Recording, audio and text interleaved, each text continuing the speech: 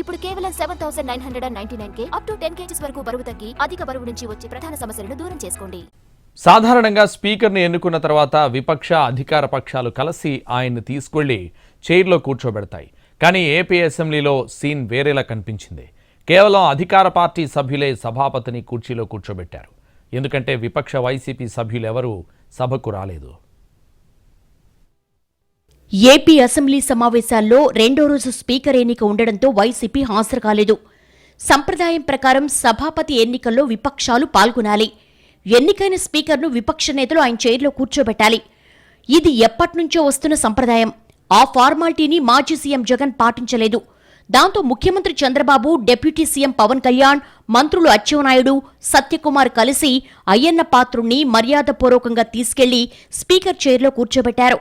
ఆ విషయంపై చంద్రబాబు ఘాటుగా విమర్శించారు. వైసీపీ సభ్యులు సభలో ఉండకుండా పోవడమనేది పిరికితనమే అన్నారు. అయినా సరే సభ్యులంతా ప్రజా సమస్యలపై దృష్టి పెట్టాలి కానీ వైసీపీ సభ్యుల మీద కాదన్నారు. ఈ రోజు ఉంటే వాళ్ళకు కూడా అర్థమయ్యేది. వాళ్ళు ఉండకుండా పోవడం అనేది వాళ్ళ పిరికితనం తప్ప ఇంకోటి కాదని చెప్పి కూడా నేను మీకు తెలియజేస్తున్నా. అయితే నేను ఇక్కడుండే సభ్యులను కూడా మిమ్మల్ని కోరుతున్నా, మనం ప్రజా సమస్యలపైన దృష్టి పెట్టాలి తప్ప వీళ్ళ మీద కాదని చెప్పి కూడా నేను మీకు తెలియజేసుకుంటున్నాను.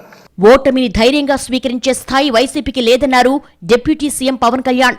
వైసీపీ ఎమ్మెల్యేలు అసెంబ్లీ నుంచి పారిపోయారంటూ వ్యాఖ్యానించారాయన. ప్రశ్నించిన వారిపై వైసీపీ ప్రభుత్వ హయాంలో దాడులు జరిగాయని, అసెంబ్లీలో దూషణల పర్వం జరిగిందని పవన్ అన్నారు. ఇకపై దాడులు, సభలో వ్యక్తిగత దూషణలు ఉండకూడదని ఆకాంక్షించారు. వ్యక్తిగత దూషణ ఇవన్నీ చాలా ఇబ్బంది పెట్టే ప్రజలు. ఈ రోజున వాళ్ళకి 11 సీట్లకు పరిమితమయ్యారు. ఈరోజు లేరు, ధైర్యం లేదు వాళ్ళకి. విజయాన్ని తీసుకోగలిగారు కానీ ఓటమిని కూడా ధైర్యంగా కూర్చుకునే వాళ్ళకి స్థాయి లేదు. వాళ్ళకి పారిపోయారు ఇక్కడి నుంచి. వైసీపీ గైర్హాజరుపై మంత్రి అచ్చెన్నాయుడు మండిపడ్డారు.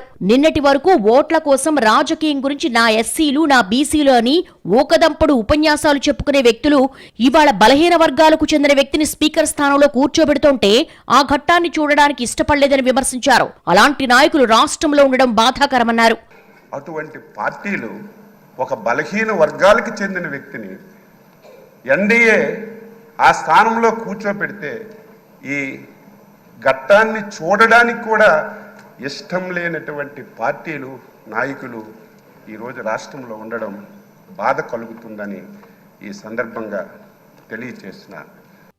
సభాపతి సీట్లు ఆసీనులయ్యే సమయంలో వైసీపీ ఎమ్మెల్యేలు బాధ్యతారాహిత్యంగా వ్యవహరించారని మంత్రి సత్యకుమార్ ఆవేదన వ్యక్తం చేశారు. ఇలాంటి తీరుతోనే ప్రజలు నాకౌట్ చేశారని వైసీపీపై సెటైర్లేశారు. స్పీకర్ అయ్యన్న పాత్రుడు సభను హుందాగా నడిపిస్తారన్న నమ్మకం తనకుందన్నారు బీజేపీ ఎమ్మెల్యే సత్యకుమార్. శాసనసభాపతి బాధ్యతలు స్వీకరిస్తున్న తరుణంలో ప్రతిపక్షం లేకపోవడం సభలో చాలా దురదృష్టకరం. వైసీపీకి ప్రతిపక్ష హోదా లేకపోయినా మంత్రుల తర్వాత ప్రమాణ స్వీకారం కల్పించే అవకాశం జగన్ కిస్తే స్పీకర్ చైర్లో అయ్యన్న పాత్రుడు కూర్చునేటప్పుడు ఆ పార్టీ ఎమ్మెల్యేలు హాజరు కాకపోవడాన్ని హోంమంత్రి అనిత తప్పుబట్టారు. అధికార పార్టీగా టీడీపీ శాసనసభ సంప్రదాయాలకు విలువనిస్తోందన్నారు. ఈ రోజు అటువంటి సంప్రదాయాన్ని ఎందుకు వాళ్ళు రిసీవ్ చేసుకోలేకపోతున్నారు?